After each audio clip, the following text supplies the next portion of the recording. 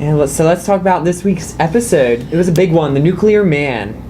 Yeah, I don't think it was that big, but I think it was. It brought different. in big points. Yeah, it was. It was different in that it didn't focus on a villain this time. The plot was drawn back to just kind of emphasize the characters, and it was retrospective. It showed where they've come from and kind of where they're going to go in the future. But I think the big development was with Ronnie and Dr. Stein this episode. We finally get an episode focusing on what happened to Robbie Raymond. So. Yeah, I don't really know how I felt about this. Like, I'm in agreement with the idea that Stein was just brought in to further Ronnie's storyline, to bring him back. He really, I feel like, didn't have a real purpose for the story other than for Ronnie. Like, I don't know. It definitely did feel like a huge plot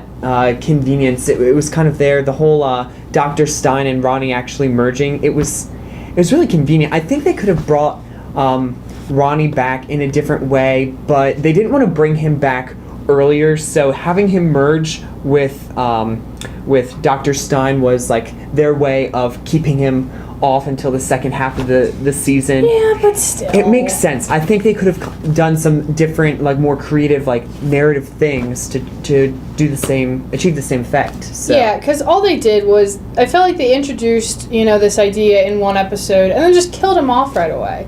Or we're supposedly to see if he's dead or not. We'll find that out because who knows, maybe the device actually did work. In the fallout. Dr.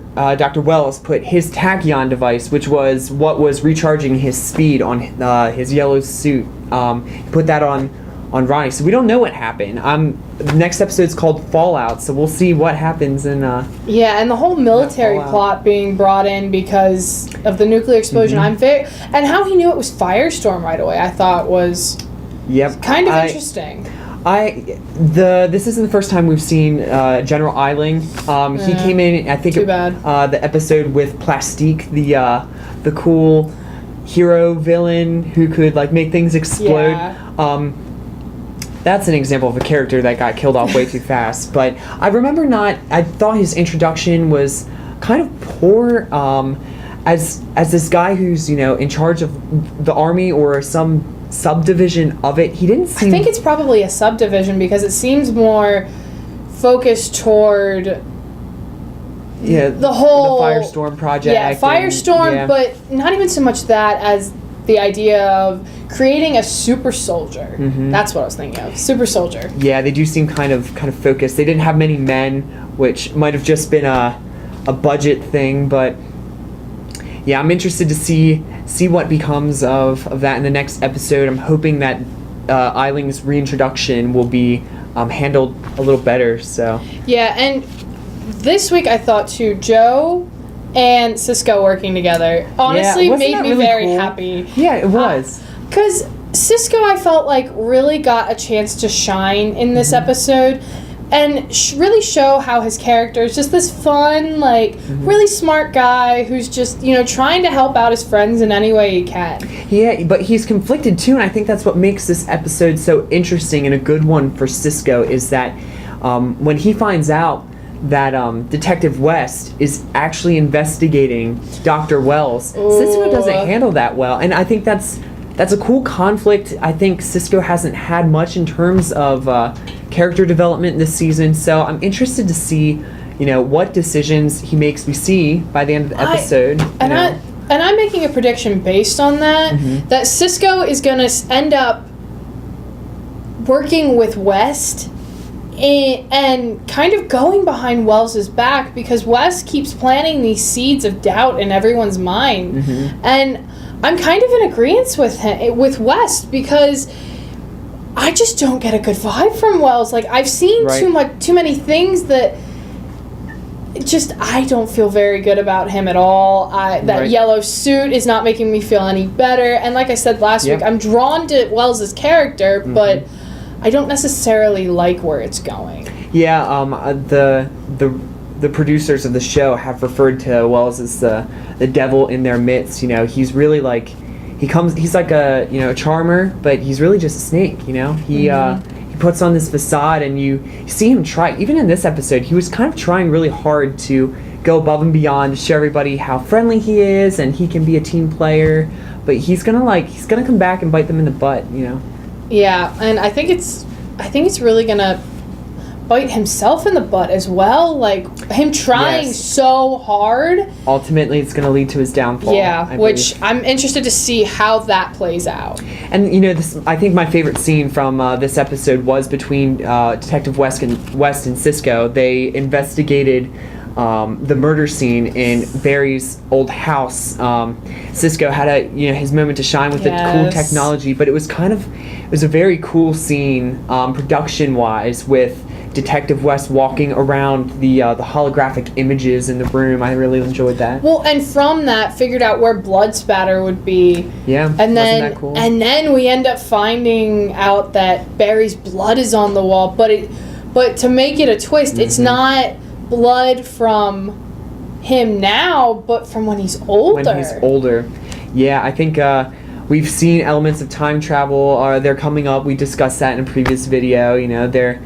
I think the next episode that's my prediction. The next episode we're going to start seeing things because they discover that it's from Barry when he's older. So yeah, I think in the promo even for next week's episode they say Cisco asks Dr. Wells. He says, is time travel possible? And he says yes. So I think we'll see that. I know, and I can't wait to see how this plays out. I'm very interested to see the dynamic between Barry and Wells after this. Yeah, it's. I think it's going to be. There's going to be a huge catastrophe. They won't be able to come back from it. Oh, of course not. I think that once it comes out what Wells has done, I think that's going to. Oh yeah, easily. That no one will be able to forgive him.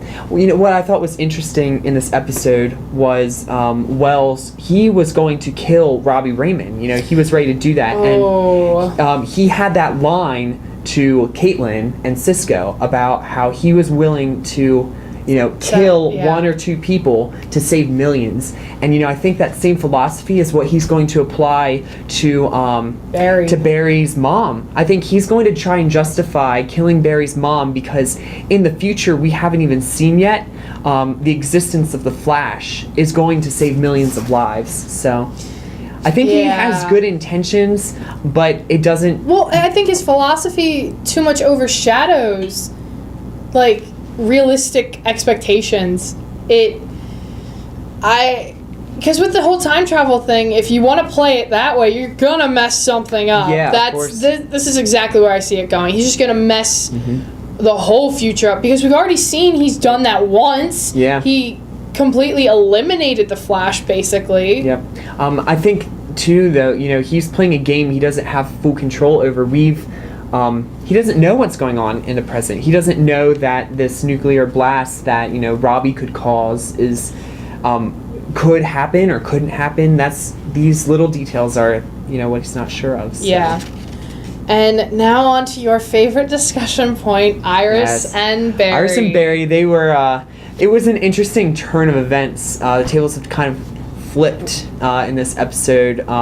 Barry wants to get he's taking a new girl on a date, Linda. Yes. I like Linda. Linda Park. Yeah, and this causes tension with Iris, who is basically, she has to confront the feelings that she has for Barry. I think Barry's genuinely moved on, but I don't think Iris has yet. So no, and that I think is going to be an interesting thing to watch because Barry is so genuine. He's not going to hide how he feels. Right. So him looking straight at Iris and saying, I don't feel that way for you anymore. I believe you. I believe he's moved on. Wasn't that terrible too? I had the feels when he said that. It dug deep, man. But see, I agree with him though. When it's unrequited love, you need to move on. And I think it's just sad though that Iris still hasn't figured out her feelings, and it almost ended Barry's relationship because of it. Yeah, definitely. I think we're going to get to some sort of resolution by the end of this season. I think we'll find out, what will the two of them become, or where are they going, or what they won't become. Yeah, because they're definitely the script is relying a lot on this love triangle between Iris and Barry and Eddie Thawne, who we haven't even seen in the past 2 or 3 episodes. He's That's kind suspicious. I still think that he is going to become the Reverse Flash. He would be kind of like the surprise. We don't see it coming, and he hasn't had much in terms of a backstory yet. So, I'm interested to see where that goes. Yes, I definitely agree. And that's all the discussion points we have for this week. So for discussion on next week's episode, tune in to theslateonline.com.